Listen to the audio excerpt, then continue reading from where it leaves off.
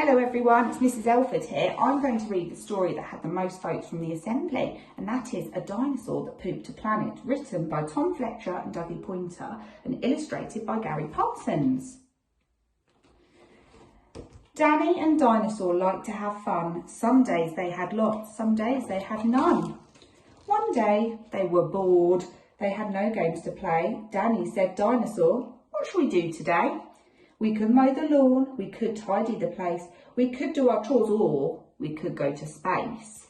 "But you mustn't forget to have lunch," said their mummy. "You cannot have fun without food for your tummy." So they packed a pet lunch for the Science Museum, where rockets were kept if you wanted to see them.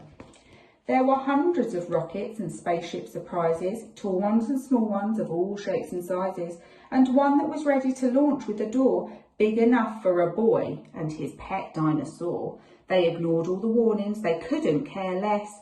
They pressed all the things they shouldn't have pressed. T-5, 4, 3, 2, 1, ignition. They started their intergalactic space mission. They flew higher than houses and buildings and cranes, much higher than birds, even higher than planes. "We're in space," Danny yelled as they floated around, but the dinosaur's tongue made a rumbling sound. "Is it time to have lunch?" Danny looked at his watch, then he looked all around for the dino's lunchbox. Danny started to worry. He started to panic. They'd left their packed lunches back home on their planet. So with no food on board, not the smallest of crumbs, the disastrous dinosaur feat had begun. It gobbled up gadgets and gizmos galore. Nothing was safe from the space dinosaur. Robots and ray guns and blinking red blinkers, eating things thought up by NASA's great thinkers. The hyperdrive gamma reactor machine was swallowed along with the space tractor beam. It chewed and it chomped on the spaceship controls. The rocket was dotted with dino tooth holes. Inside it was bare. The spaceship was empty. Outside there were more things to eat. There was plenty. It broke down the door with a cool ninja chop. Out in space, dinosaurs are much harder to stop. It chomped on the moon like a big chunk of cheese, then shoved even more in its mouth with a squeeze. It munched on the Martians from Mars and their cats. Their cats are like ours, but their cats wear cool hats. Satellite Saturn and 6 supernovas, shape-shifting saucers and 7 space rovers. It guzzled 5 gallons of fuel from the tank, and Danny's jaw dropped as it watched what it drank.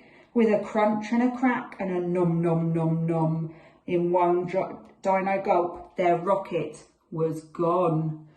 Now nothing was left. All Danny could see was a fat dinosaur where the rocket should be.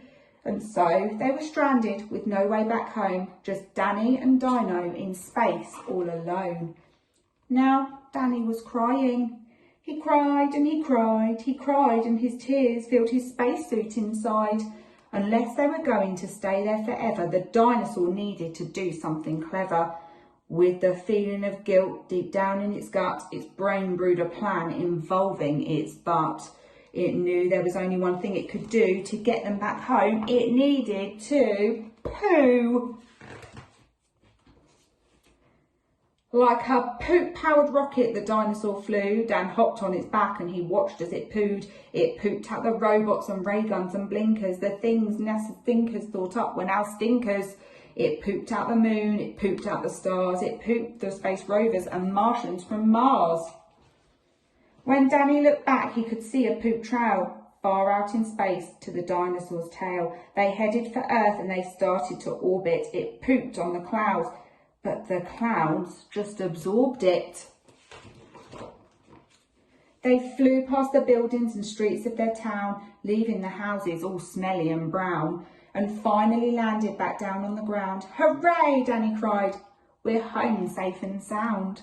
They looked to the sky and the things that were pooed had formed a poop planet right next to the moon. And so Danny promised to listen to Mummy, because fun is not fun without food for your tummy. And just when you thought all the pooping was done, a Mars cat plopped out of the dinosaur's bum.